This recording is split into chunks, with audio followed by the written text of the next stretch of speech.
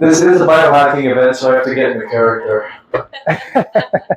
Okay, now I'm legitimate. Now you're legit. Do you sell blue light blocking glasses? I do not. I need to get some because you guys look super cool. Stylish and functional. Yeah. This is where to stand. I have meta glasses. I don't know if that means We'll talk about that later.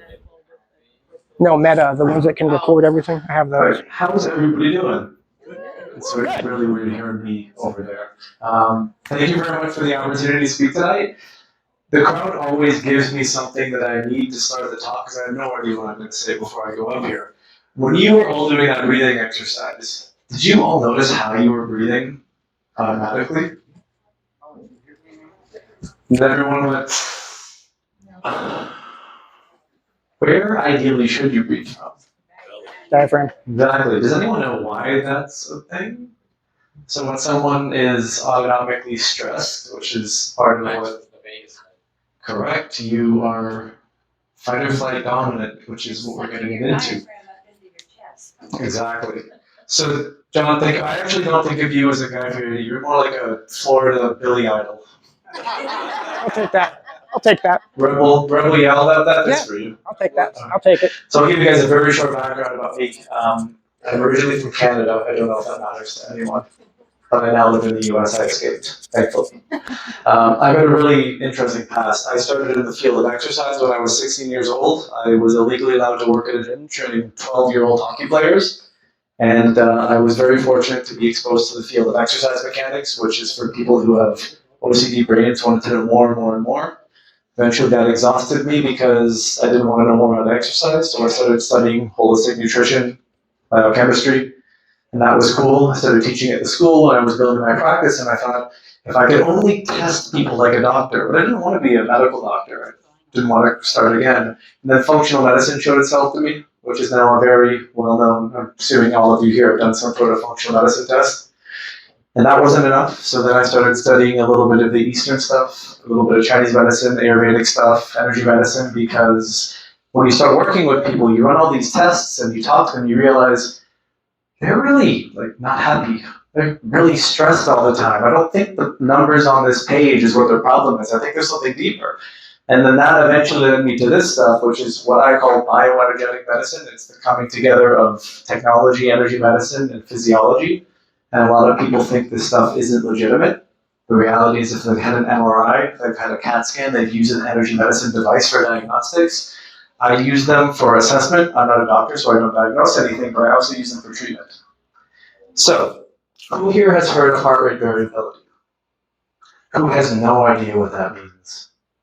Okay, awesome. I'm going to talk to you guys more so, because if everyone has a basic understanding, I'm a believer if you don't have the ability to explain something complicated in a very simple terms to people, then you don't really know what it is.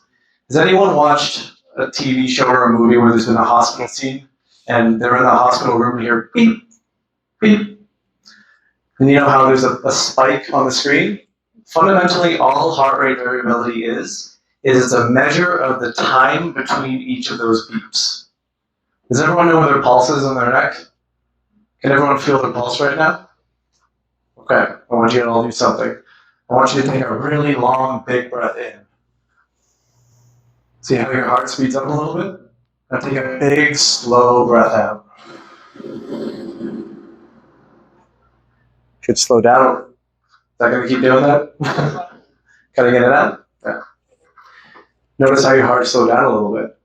So what's interesting is the heart should not be like a metronome. Everyone knows the thing on the piano is it goes tick-tock. If your heart's like a metronome, that's scary. That means you have no adaptability in your nervous system left. And you are the likely candidate for a cardiac event. It's a stressful thing. So why heart rate variability is useful is if we can get a sense of how your heart rhythm is being tracked, I can determine how your nervous system is performing. And the nervous system, last time I checked, is kind of an important body system because it's monitoring everything that's going on in your body and the environment around you. So all of you are focusing on watching me right now. Whoop. Clearly, I'm not aware of my surroundings. While you're all focusing on watching me right now, We'll turn on the vibration and really make it challenge. that one shook the fillings in my teeth loose. So your nervous system is taking in all the information around you that you're not necessarily aware of. The brightness of the lights, the temperature of the room is being tracked by your body, the energy of the person beside you, any sounds that are coming from the other wall. The nervous system is taking in all that information, so it's always processing things. But it's also monitoring everything that's happening inside your body.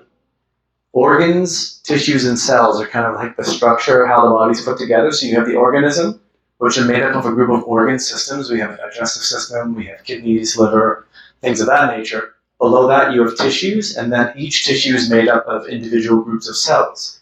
There's a nerve that is monitoring every single cell within the body, and it's relaying that information back to the brain. And it's giving the brain an assessment of how healthfully and well the body is performing, or how stressed the body is fundamentally. So my ability to assess someone through an HRV assessment gives me indications of how healthy they are. Do they have a lot of stress reserve adaptability, or is their system under a lot of stress and they may be heading towards degeneration and pathology? Is anyone here, show of hands, I like to interact with the crowd, anyone here into biohacking because they're dealing with a stress of something going on with their health right now? Yeah? Anyone have worry about not wanting to have to deal with that kind of stuff? Okay, we're going to be measuring John, and I'm very excited to measure John because I have a sense of what his personality is like. We're going to be able to figure out through the data if his nervous system is actually matching his personality. So I have a bunch of other stuff I want to go through here. I want to give you a very quick background. The nervous system is basically comprised of two different divisions of it. There's the brain and your spinal cord, and it's at the center of the body, so that's fundamentally called the central nervous system. It's the one that processes all the information from the environment, sends it up to the brain interprets it and organizes a proper response. So if you're sitting down and I have you stand up and your heart increases, it's because your body needs blood sent to your brain, or else you might pass out if your blood pressure doesn't increase. The second branch of the nervous system is called the peripheral nervous system. So it's simple. There's central and everything else is peripheral. You have the one that allows movement to happen, so that's called the motor system. You have one in your gut called your enteric nervous system. So if anyone ever has like a gut feeling and they get bubbly in the digestive system, that's your body trying to tell you something. It's just a whole other conversation. And then you have one called your autonomic nervous system. And that's the one that works in the background. So while we're here, your heart rhythm is being regulated by your nervous system. It's tracking how much oxygen is being delivered to your tissues. It's monitoring your body temperature. You're all digesting food right now, but do you feel where that food is in your digestive system? No, you're not meant to, because your body does these things for you, so you don't have to consciously do it. Why all of this information is important is, if I want to get a sense of how well that's performing, I can look at the rhythm of your heart, because you do have some nerve tissue in your heart that is always communicating back and forth between your brain. And if the heart rhythm tells me that there's something going on, I can correlate that to a various aspect of maybe pathology that's developing in a person, or if there's something that's there and they're wanting to work on, we can use this as an assessment to figure out, are they getting better over time? Why I think this is an incredible tool for this environment is you can put to the test if these biohacking tools are doing anything. Most people in biohacking, is my one beef for the industry, they don't measure anything. They hear something's going to, I'm going to jump in a bucket of cold water, and I'm going to increase my norepinephrine uptake, and I'm going to burn more fat. It's like, maybe. I'm going to put this light flashing on my head, and I'm going to have greater coherence in my brain. Maybe. But if someone's doing a biohack that's not appropriate to them, I can see if the body responds poorly to that. So even though they think it might be a good thing, it might actually be something that's harming them in the long term, but they're under the impression that it's actually beneficial. The other thing for the clinicians here, who actually is a health professional? So if you're doing some sort of intervention on someone, how do you know that the body is appropriately responding to that? If you give them a supplement, if you give them some sort of bodywork intervention or modality, if you do a baseline assessment, you perform your work and you do a post-assessment, if you see an improvement in how the nervous system is operating, then that person actually received that and it was a good thing for them. If you do the opposite, then you actually are under the impression that you're helpful, but the person is not necessarily ready for that you're doing with them. Does anyone here do a lot of psycho-emotional work, release work, energy work? An amazing tool to figure out who's coming in to see you that day. Because humans tend to not necessarily always be truthful. There's this word fine, right? It's an F word in my reality. To me, it stands for fearful, insecure, neurotic, and excitable. Would you ask someone how they are? I'm fine. Anything wrong? No, good. That tells me who's actually showing up in my office today rather than the personality that's trying to keep themselves guarded. And I've seen amazing things happen when people have massive emotional releases or working on deep-seated traumas and stresses, because true or false, thoughts are things. Emotions, are they also things? What actually processes all of these things is the body. So the body is the interface between your entire internal and external reality, the sum total of the health of every cell in your body, plus all the stimuli externally to you and the things that you think and feel that you don't say to anyone else. The nervous system is the thing that's going to be telling if those aspects of your life are in sync with health, or are they pushing you into a state of disease. And I teach the concept of illness and disease. They're not the same thing, right? So the body only knows health. We're born and the body knows to divide and replicate cells. Disease is an adaptation that's a conscious thing by the body. Not because it wants to do it, because it has to. You start with health, and then when health becomes challenged, you go from health to compromise. A healthy person can become compromised and get right back to health because that's what health is. It's the ability to regenerate and adapt. That's why when you go to the gym, you get stronger when you commit to it, but that's a good stress. But if you perpetually stress yourself in a way that's not necessarily beneficial for yourself, staying up for 5 nights in a row, sleep deprivation isn't the stress that makes you healthier, it's the opposite. So when someone loses their ability to compensate, then you start to see imbalances show up in the body. Imbalances might be, I have like pain here, this hurts, I feel tired. It's a symptom that may be able to be measured on a test, or it's something subjectively that the person is experiencing that they'll communicate to you. If you allow for the symptoms enough time to heal and the ability for the body to compensate, then they go away. That's a healthy person. If the symptoms start to become worse and worse and worse, you go to a physician's office and they will run some tests and they will correlate all the symptoms that you have plus the results of the test, and they will say, sir or madam, you have said diagnosis. So now your symptom has become a pathology. And the pathology is simply the body that's unable to heal itself. There's a statement that I like: when your rate of injury exceeds your rate of repair, you get sick.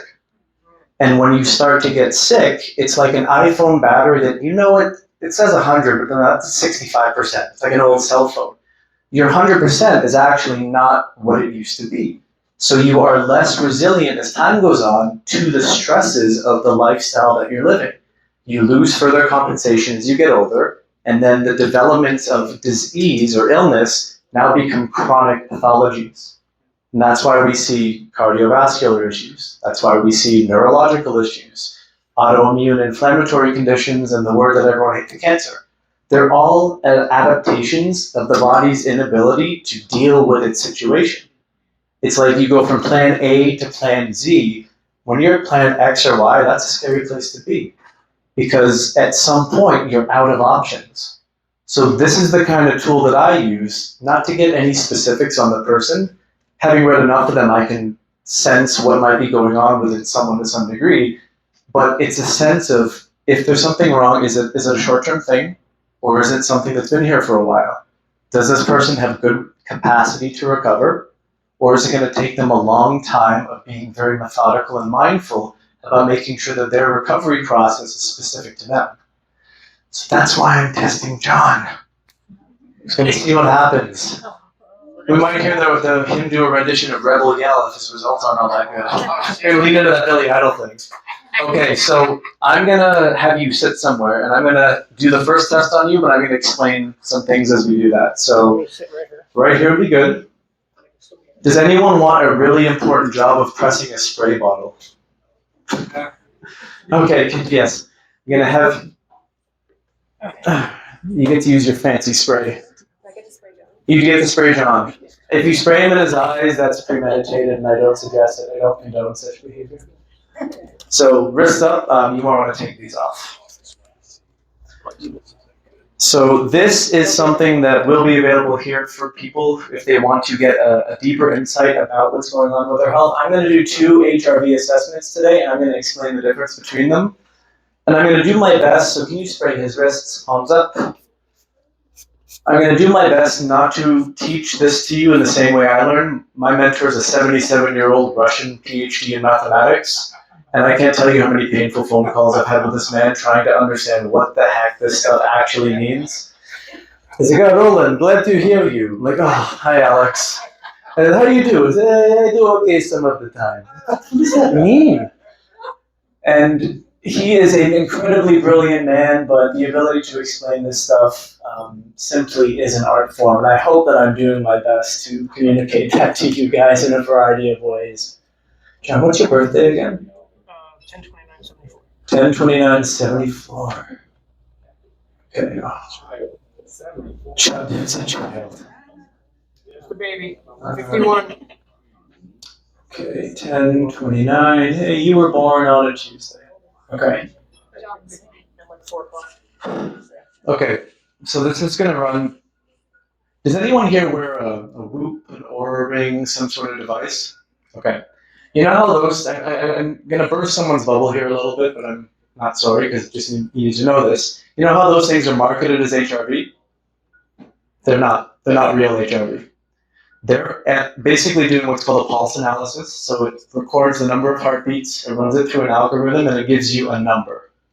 That number has value to it. It lets you know if there are improvements in your body's regulation status, i.e. you can deal with some more stress. It lets you know if you're stressing yourself too much, the numbers will drop. So there is value to it, but it doesn't tell me anything about how your nervous system is being regulated.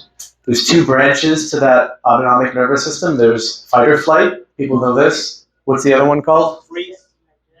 Rest and digest. Easiest way to remember. Fight, flight, rest, digest.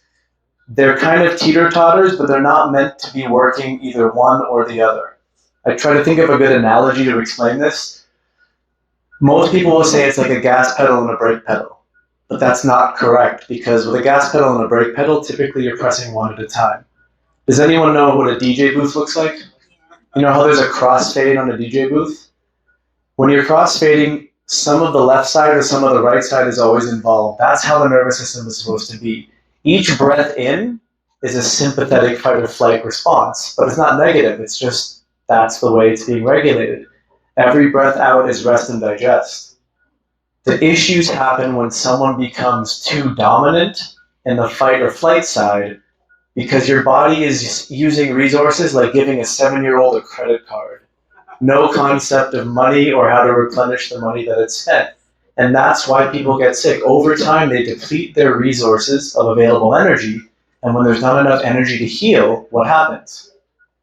Illness begins. So what I'm doing with this one, this is a basic pulse analysis. It's going to take 300 heartbeats, and it's got that really awful ding sound that stresses some people out. So if you do these on people, I suggest you turn the sound off. Because if they've ever been in a hospital bed and they've heard, that's a stress. The other thing that we're doing is we're all looking at John. We're making him really uncomfortable. Normally, you wouldn't want to do this in front of a group of people because he's feeling everyone's eyes on him. And he knows he's going to be assessed in front of everyone. So ideally, this is done in a very relaxed environment. And what the pulse analysis is going to tell me, to some degree, is how his system is regulating. Is he too much in the fight or flight? Is he just flooring the gas pedal all the time with a little bit of brake? Or is he actually slow and he's having a hard time getting going? What do you guys think based upon knowing John's personality? He just sends it. He's full send all the time. Which, and this is a little complicated, some people are wired that way. There are people that are sympathetically wired. They're fight or flight wired. I am one of those people. Me learning to relax takes work. There are other people where if they sit down for 30 seconds, they're asleep. Anyone know someone like that? Those people have recovery superpowers. Seriously, those people, if their nervous system is healthy, have the most well-defined ability to recover because of how their nervous system is regulated. You can also look at physical characteristics. Like someone is tall and lean, they move fast, they talk fast, that's a sympathetically wired person. You, my friend, are quite muscular naturally. You probably have a ton of parasympathetic power. So you can probably lift weights and go to the gym often and not get overtrained, correct? I don't know. I don't go to the gym. Well, then you are one of those genetically lucky people that you just probably walk by the gym and get more muscular.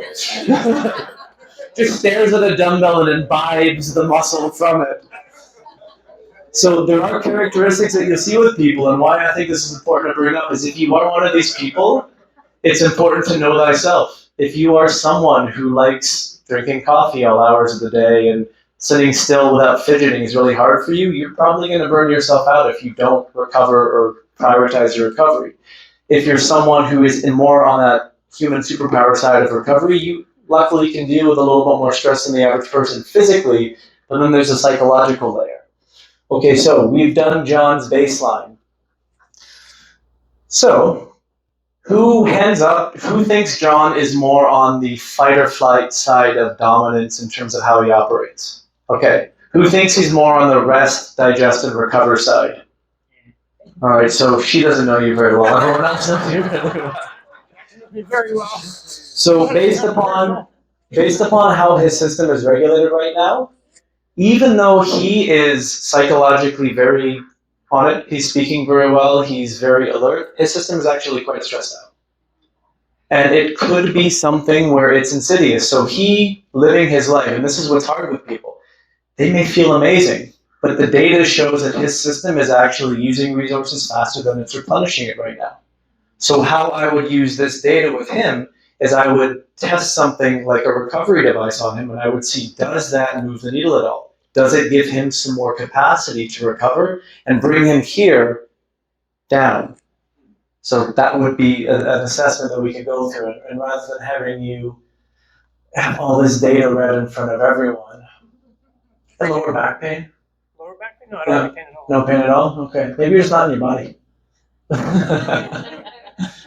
Okay, so this is what I would call an advanced version of an Oura ring or a Whoop. It's looking at the heart rhythm. It's giving you a broad snapshot, but it's not telling me exactly how his body is responding to stress. I don't know if this is something that's been there for a long time and we can maybe a nap, a couple days of no coffee and some, I don't know, watching The Notebook, something like nice and down-regulating. Maybe that might bring it back down. Was it? A line mat. I'm going to go home and use my There line you mat go. after this. So this is something that can be very useful if you're doing some sort of biohacking or you're taking on a patient, because when they walk in and they say, I feel great, as I said, as an example, the data doesn't lie. So John's fight or flight nervous system is all the way throttled down. His rest, digest, and recover nervous system, it's kind of like, hey, I'm over here, guys. Remember me? And over time, this pattern leads to depletion of energy resources, compromised recovery, ultimately. Thank you very much for being open to this. And then if someone doesn't do their due diligence to find a place of balance, it could lead to something that we have to deal with. So I'm glad that we're getting this now. So the best way to actually become proficient with this stuff is collect the data on yourself? Yeah. Okay. But that's not all. There's more. There's more. I'm going to have you lie down and we're going to get this stuff off. Now, what I'm going to do is a real heart rate variability assessment that's clinically valid. Thank you. What you can't see is John has a chest strap. You've been working out. Yeah. Impressive. Every now and then. He's got a chest strap under here. Yes, sir. I want to ask this before I forget, but what is an good alternative to the Whoop or the Oura ring, or is there none? So from a perspective of usefulness, when it comes to data that you're collecting on yourself, they are useful. Because if the numbers go up and you generally feel better, that probably means your nervous system is less stressed out. If the numbers go down and you went, yeah, I traveled, I went out a couple nights, I drank some alcohol, I ate some crappy food, you know that it's responding appropriately. So if you're just doing pure self-quantification and you use that number over time to look at the trends of up or down, it's perfectly fine. If you want to geek out, I can tell you some apps that might be better suited to that. So I'm going to have you lie down fully. So when I test someone like this, I'm going to stress his system out a little bit by asking him to do a few things. You don't have to remember all of this right now, but I'm going to walk you through the test, but I'll guide you in real time. He's going to go from lying down to standing. So when we lie down, you should be more rest, recover, digest dominant. When you go to standing, because you have to now vertically orient yourself with the world around, that should recruit your stress response in a positive way. Then you're going to have a seat. Aim that way so you can be on camera. Oh, right, there's a camera. I'll go back to the stage. I like to move around. I like the stage. Then he's going to sit down and he's going to do a breath hold test. Holding your breath should initiate a little bit of a stress response, and then he's going to breathe out to see if the recovery response happens. Then I'm going to have him do some deep breathing, and that's going to be the ultimate final part of the test. So I'm going to talk to you guys, and I'm only going to talk to John when I want him to do something. This is the quietest you've probably ever been. They can all adjust to that. There we go. Okay, so we're connecting to the device, and the test is beginning. So I can show you guys. It's a little hard to see. It's slowly picking up what I call the language of the person's heart, because each heartbeat is different. Like, there are no two nervous systems that are the same, which is why comparing your HRV to anyone else's is useless. It's like comparing thumbprints. They're all unique. There's no better or worse because you're wired the way you're wired. But when I see the data of how the person's heart rhythm goes, I can get a sense of aspects of their personality and, of course, aspects of how their physiology is performing. And based upon what I saw with the first test, I'm interested to see if I see something similar on this, so I can give John something as a useful piece of insight as to how his body may be regulating, and maybe we can pick some strategies for him.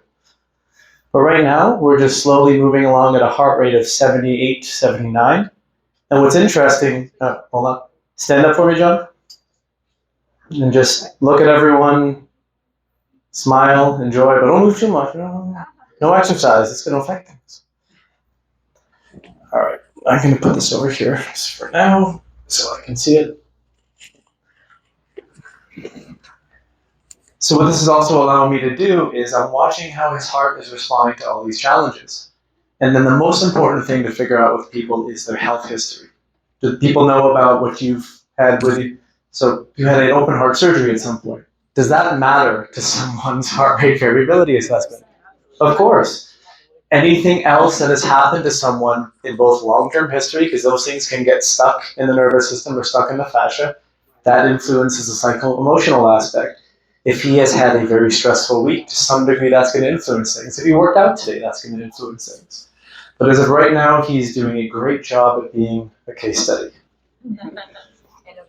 N of one. And that's a really good point, thank you, because this is about you individually and how your body, your physiology, your psychology, and it's not really a word, but I'm going to use it, the emotionality and spirituality of you are all coming together as a being.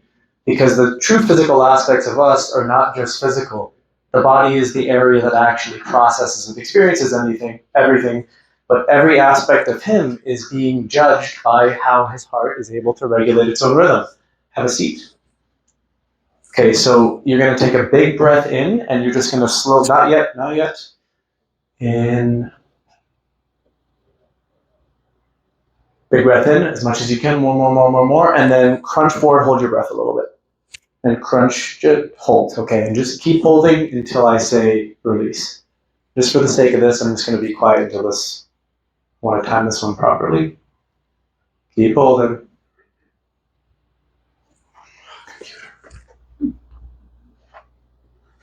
And breathe out. All the air out, good. And now just come back upright and return to normal breathing. The last phase of this test is going to be a deep breathing exercise. So it's going to be 3 to 4 seconds in gently, 3 to 4 seconds out gently, and we're going to finish like that. So that's called a Valsalva test. That's a stress maneuver, just to see can his stress recovery systems appropriate the proper response of his heart so that we know he has the ability to adapt to stress. And by finishing with the deep breathing, we're going to see how quickly can he get back into a state of relax and recovery.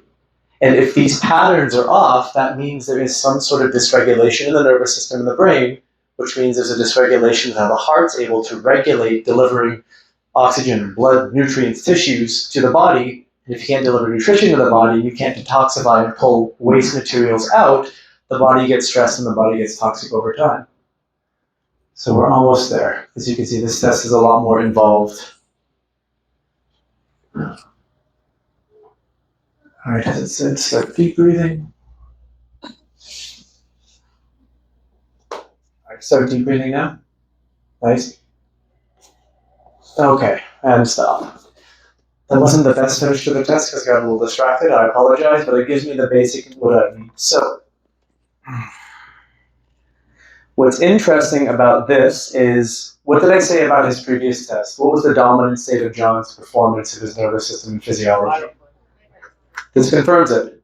He's on the negative parasympathetic side, on the positive sympathetic side, which means he is more fight or flight dominant. And what's cool is you can confirm these things based upon people's unconscious ways of being, their chosen way of speaking, their chosen personalities, what they seek. I'm assuming you like high adrenaline stuff, you like going for it, you know. What makes you say that? I have just a feeling. I got a feeling. And what this does is it gives you an overall fitness score. Now, it's not fitness as a measure of how fast can you run a mile, how much weight can you bench press or squat. It's a combination of how much energy his body currently has available and how much adaptability his body currently has. And when someone's fight or flight dominant and they have a lesser ability to rest, recover, and digest, do you think that will give them a greater or a lesser level of fitness? It's on the lower side. And this is just this moment in time. This does not mean that this is John absolutely, but if I want to get some greater insights, I would want to measure him maybe 2-3 days in a row to get a baseline of, is this a piece of data or is this a trend? And then in going a little bit deeper, if I look at where his system is, it's actually quite stable, but it's just highly stressed out from a perspective of not him psychologically stressed out, from a physiologic perspective. But if I know anything about you from the little time that we've known each other, you want to take over biohacking in Las Vegas, you want to get a hold of Mike Tyson, you want to climb Mount Everest without a backpack on. Metaphorically, of course. Too cold. And that does line up with the kind of personality pattern, the physiological pattern that I'm seeing, because his body runs on a lot of adrenaline, uses his HPA, his adrenal axis a lot.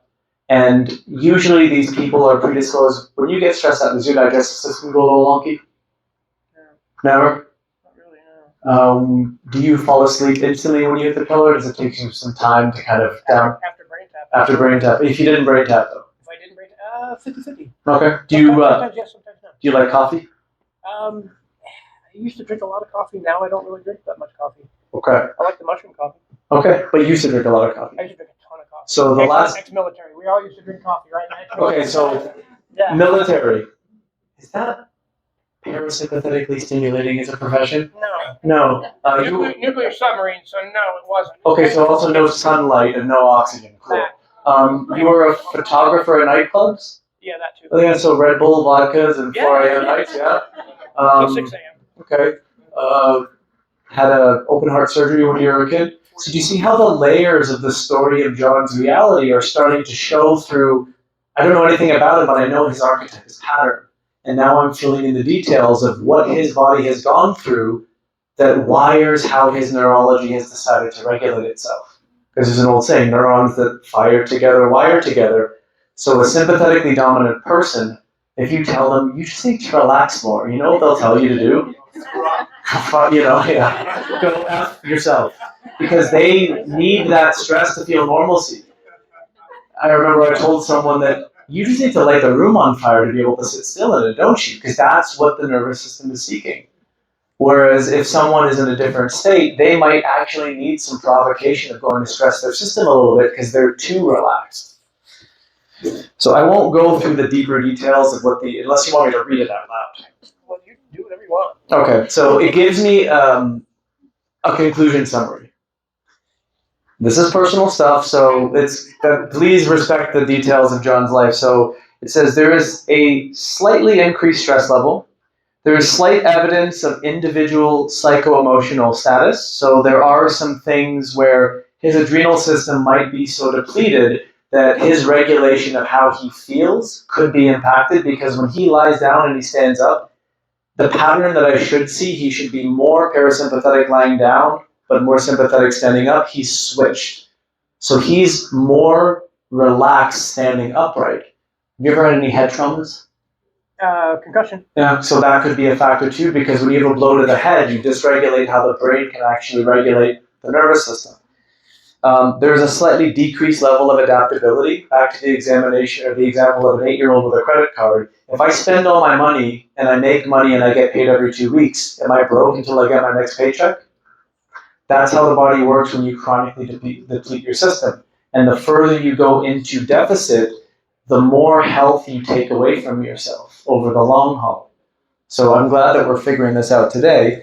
And it says here, and this is something that's personal, so I'm going to let you divulge as much as you want. It says there might be the possibility of some beginning stage of chronicity in the issues, which might include some possible chronic psycho-emotional stuff.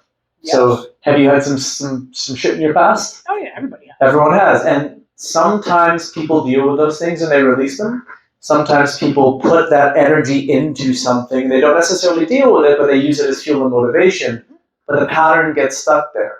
So using something like a brain tap, doing something like some cranial sacral therapy, possibly some EMDR release technique, that would be something that would be great for him, in addition to looking at all the aspects of his life as far as biohacking goes to figure out how can we do something that's parasympathetically stimulatory, and how can we just kind of tone some stuff down so that we don't continue to sustain this pattern.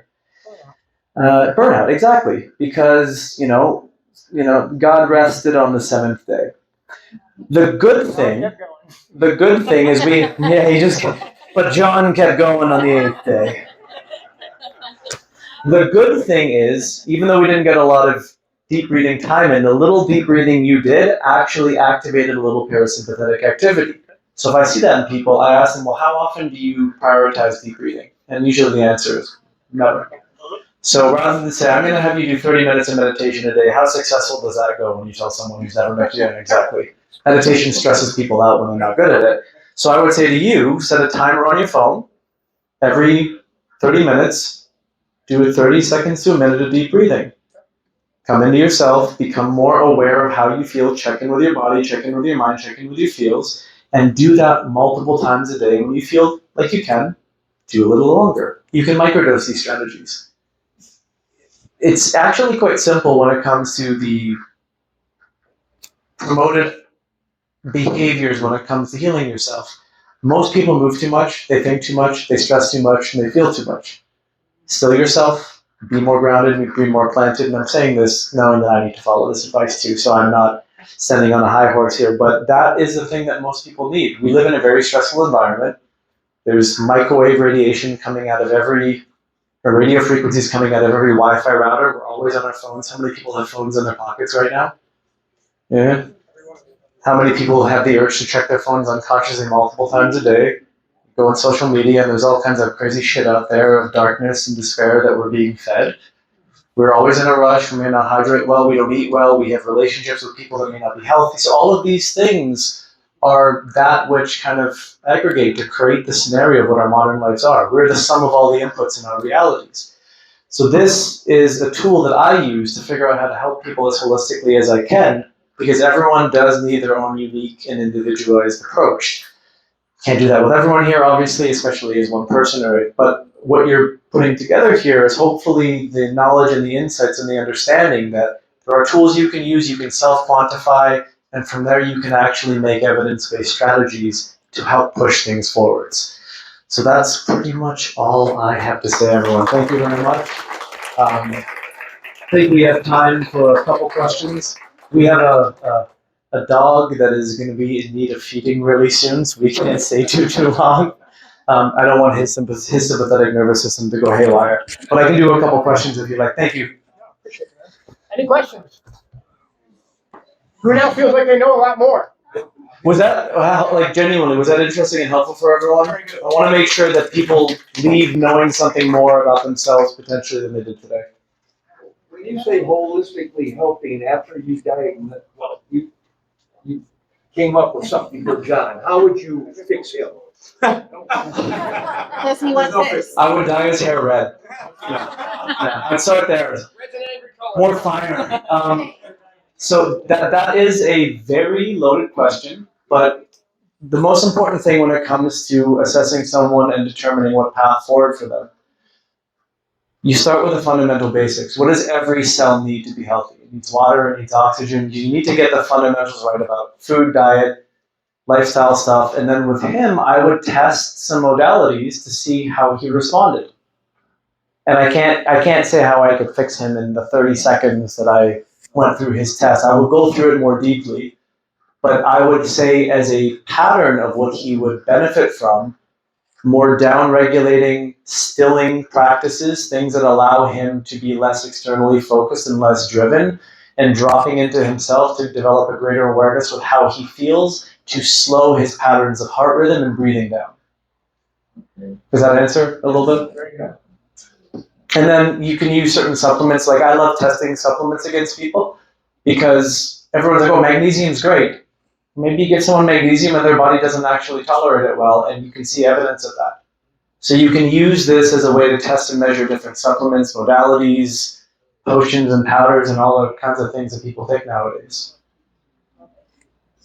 What advice would you give someone that has a history of traumatic brain injuries in your field? So is it something that's actively compromising their day-to-day life, or are they managing it quite well? Affecting their day-to-day life. Okay. First and foremost, I would get them to do some sort of assessment on the structure of what's going on in the brain, because when there's brain injuries, usually you can have some sort of like, it's like a fascial tension adhesion that can be from if there was a blow, a physical blow, to make sure that the skull in and of itself is okay and the jaw's aligned, because if you have misalignments in the jaw, the body will sense that as a stress, and it will help, that will dysregulate your ability to find that balance point in the nervous system. Breathing exercises are really good for that, as are maybe using things like supplemental ketones have worked well for athletes I've used. And it may be a little out there, but I know a lot of people who have had TBIs and they've used microdose psychedelics really beneficially, because if the trauma is stored in the body, sometimes the body needs to process it out, and that can be quite a violent, painful experience, but it can also be really slow. So sometimes using those can also be a technique of reframing the relationship with a TBI, because if someone defines themselves by something that's happened, you reinforce it every time you talk about it. If you say, I, blah, blah, blah, had a brain injury, not to marginalize what that was, but it's important to address it on all levels, physical, but also like metaphysical, spiritual, if you will. Is that a little bit? Yeah, we have a lot of jaw issues, a lot of neck issues. Yeah, look at jaw tension, look at stuff at the base of the skull near the brainstem, because if that's stressed out, the medulla area of the brain is what kind of regulates how the brain communicates with the sinus node of the heart. And if there's tension and stress there, sometimes you get aberrant breathing patterns, like, and they also hold a lot of tension, default jaw tension, things of that nature. So I would look at that structurally. And then those people have to kind of learn that like what happened to them was painful, but it's okay. There's ways forwards, which is very vague. I'm not giving you a lot of descriptive stuff, but I don't know the details of the person. Okay. Yes, sir. So on the subject of meditation, Mhm. do you understand that you said half a minute every, was it a half hour or 30 minutes? I made that up as like, what's the minimum effective dose that someone will agree to do? Because when you start working with people, there's all like, oh yeah, do 20 minutes a day. It's like one of those things like your doctor says, get exercise and eat better. It's not, you have to know what the person's willing to do. Working with an individual and then giving shoot from the hip advice is not the same thing. So if someone is recalcitrant to my suggestions, I'm going to say, what are you willing to do for me? We negotiate. And if they want to do more, then go for it. But I think if you can have a regular meditation practice where you're actually dropping into yourself and you're silencing the outside world and disconnecting from anything externally, it's only going to do beneficial things for you. If you want to meditate for half an hour straight, go for it. If you lose all sense of space and time, that's even better. But it's like golf. You have to suck at it for years, and then one day you're like, I kind of get it. And even then, you have bad days. All right. No worries.